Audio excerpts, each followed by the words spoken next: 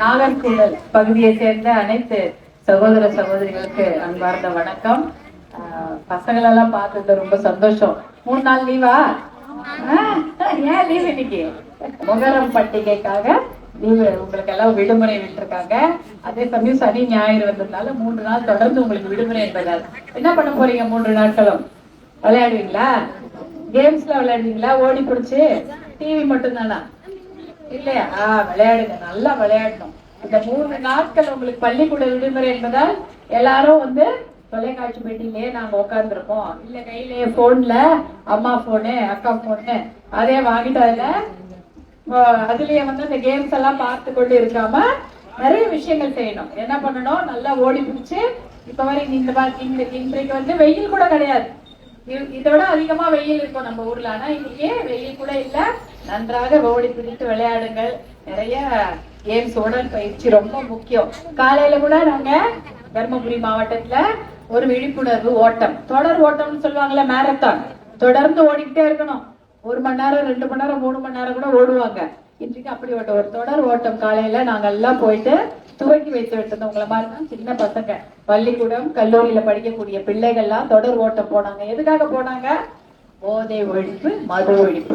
போதை ஒழிக்கணும், மது ஒழிக்கணும் தமிழ்நாட்டை விட்டு. அதற்காக ஒரு விழிப்புணர்வு ஓட்டம். ஓடினா எதுக்கு ஓடுறாங்கன்னு கேட்பாங்கல்ல. ஏன் இவ்வளவு பசங்க தெருவுல ஓடிட்டு வராங்க? ஏன்னா இந்த தொடர் ஓட்டத்தினால என்ன பயன் அப்படின்னா, நீங்க அதை பத்தி பேசுவீங்க. என்னன்னு சொல்லுவீங்க? ஏன் இவ்வளவு 100 மாணவர்கள், 200 மாணவர்கள், 500 மாணவர்கள் எதற்காக தெருவுல ஓடிட்டு போறாங்க ஒரே மாதிரி ட்ரெஸ் போட்டுக்கிட்டேன்னு கேட்பீங்க. அப்ப கேட்கும்போது சொல்லுவாங்க, போதை ஒழிப்பு, மது ஒழிப்பு, அதற்காக தான் ஓடுறாங்க. அப்ப அந்த மாணவர்களுக்கும் அது புரியும். என்ன பண்ணணும்? மாணவர்கள் போதை ஒழிப்பு, மது ஒழிப்புனா என்ன சொல்லணும்? வேண்டாம் அப்படின்னு சொல்லணும். சொல்லணுமா இல்லையா?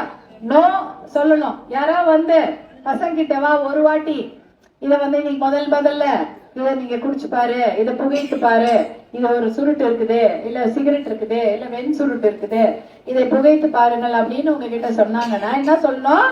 நோ, வேண்டாம், எனக்கு பிடிக்காது, எங்க வீட்டுல பிடிக்காது, எங்க அப்பா அம்மாவுக்கு பிடிக்காது, எனக்கும் அது வேண்டாம் அப்படின்னு நீங்க சொல்லணும். சொல்லி நீங்க சொன்னாதான் அந்த பழக்கம் உங்களுக்கு வராது. சின்ன பசங்க உங்ககிட்ட இப்பயே சொல்லிடுறேன். நீங்க எல்லாம் படிச்சுட்டு கல்லூரிக்கு போகும்போதும் பள்ளிக்கூடம் போகும்பொழுதும் போதை பழக்கத்துக்காக எது வேணாலும் சொல்லுவாங்க. இந்த சாக்லேட் கொடுக்கறது இருக்கு, போதை பாக்கு இருக்கு, கஞ்சா இருக்குது, பீடி இருக்குது, சிகரெட் இருக்கு, எத்தனையோ கெட்ட விஷயங்கள்லாம் இருக்கு. அதெல்லாம் உங்ககிட்ட உங்களுக்கு தெரிந்தவர்களோ உங்க நண்பர்களோ வந்து கொடுப்பாங்க.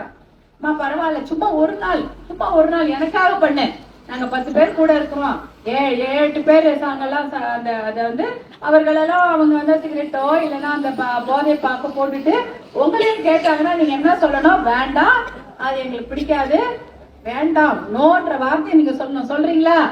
முதல் முறை ஒரு முறை சொல்லுவாங்க. முதல் முறை சொன்னா கூட நீங்க ஆமா நாங்க அது எங்களுக்கு தேவையில்லை, நோ சொல்லணும். அதுதான் நீங்க வழங்கப்பட்டுக் கொள்ள வேண்டும். அப்படி செய்தீர்கள் என்றால் ஒழுக்கமான ஒரு வாழ்க்கை முறை, உடல் நலம் நல்லா இருக்கும் இல்லையா? கெட்ட பழக்கத்துக்கு ஆளாயிட்டா என்ன ஆகும்? உடல் நலம் கெட்டுடும். கெட்ட பழக்கத்துக்கு வந்தா உடல் நலம் கெட்டுடும், சீக்கிரமா வயசாயிடும், சீக்கிரமா பல்லு கொட்டிடும், கண்ணு தெரியாது, வயிறுல பிரச்சனைகள்லாம் ஏற்படும், எத்தனையோ பிரச்சனைகள், உடல் நல பாதிப்பு, மூச்சு திணறும், கண்ணு சீக்கிரம் தெரியாம போயிடும், கை கால் விழுந்துரும், இதெல்லாம் நடக்கும். ஆனா நீங்க எல்லாம் நோய் நொடி இல்லாம இன்னும் ஒரு 100 வருடங்கள் நன்றாக இருக்க வேண்டும், நல்லபடியா வாழ வேண்டும் என்றால் இந்த கெட்ட பழக்கம் எதற்குமே நீங்க அடிமையாக கூடாது. அதற்கு முதல் வார்த்தை நீங்க சொல்ல வேண்டியது, பசங்களா இருக்கிறதுனால சொல்றேன், நீங்களும் அம்மா நீங்களும் அந்த விஷயத்த பசங்களுக்கு எடுத்து சொல்லுங்க. யாராவது ஒரு ஃப்ரெண்டு கூட வந்து அவங்கள தொந்தரவு பண்ணி அந்த பழக்கத்திற்கு அவங்கள அடிமையாக்க கூடாது. அது நீங்க தாய்மார்களும் தந்தைமார்களும் விழிப்பா இருக்கணும். முதல்ல அதை சொல்லிடணும், அம்மா அது தப்பு பழக்கம், அந்த பழக்கத்துக்கு யாரும் போயிடாதீங்க. ஏன்னா நான் இன்னைக்கு நிறைய பாக்குறேன், எங்க போனாலும் சின்ன சின்ன வயசுலயே குடும்ப தலைவர்களை இழந்து வாடுறாங்க. குடும்பத்துல கேட்டா போற வயசே இல்லம்மா, இந்த கெட்ட பழக்கத்தினால அவங்க வந்து இறந்து போயிடுறாங்கன்னு சொல்றாங்க. அதனால அந்த விஷயங்கள் எல்லாம் தடுக்கணும்னா குழந்தைங்களுக்கு இப்பயே சொல்லி கொடுத்துருங்க.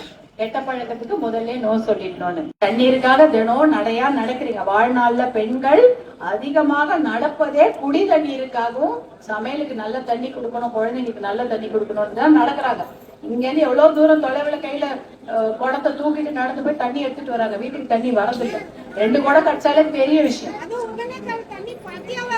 ஆமாமா தெரியுமே. பாருங்க இதுக்காக எத்தனை போராட்டம், இவங்க எல்லாம் எத்தனை முறை இவர்கள் எல்லாம் அத்தனை பேரு ஜெயிலுக்கோ போராட்டம் பண்ணி ஓச்சு போல. எவ்வளவு போராட்டம் பண்ணாலும் நம்ம தைரியமா தயாராதான் இருக்கும். இருந்தாலும் அந்த தண்ணீரை, நல்ல தண்ணீரை கொண்டு வர வேண்டியதுதான் எங்க வேலை. அதற்காக தான் நாங்க சட்டமன்றத்துல குரல் கொடுத்துட்டு இருக்கிறோம். கண்டிப்பாக நல்ல தண்ணீரை தர்மபுரி மாவட்டத்துக்கு கொண்டு வர வேண்டும். வேலை வாய்ப்பை சிப்காட்ல உருவாக்க வேண்டும். நம் பிள்ளைகளுக்கு நல்ல வாழ்க்கையை கொடுக்க வேண்டும். பெண்களுக்கு நிம்மதியான வாழ்க்கையை கொடுக்க வேண்டும் என்பதுதான் நோக்கம். அதற்காக தான் நாங்க எல்லாரும் போராடி கொண்டிருக்கிறோம். என்னுடைய வெற்றிக்காக நீங்க எல்லாம் ஓட்டு போட்டீங்க. நீங்க எல்லாம் ஓட்டு போட்டு காலையிலேயே போய் வாக்குச்சாவடியில ஓட்டு செலுத்தினால்தான் இன்னைக்கு நமக்கு பாட்டாளி மக்கள் கட்சி வெற்றி பெற்றிருக்குது.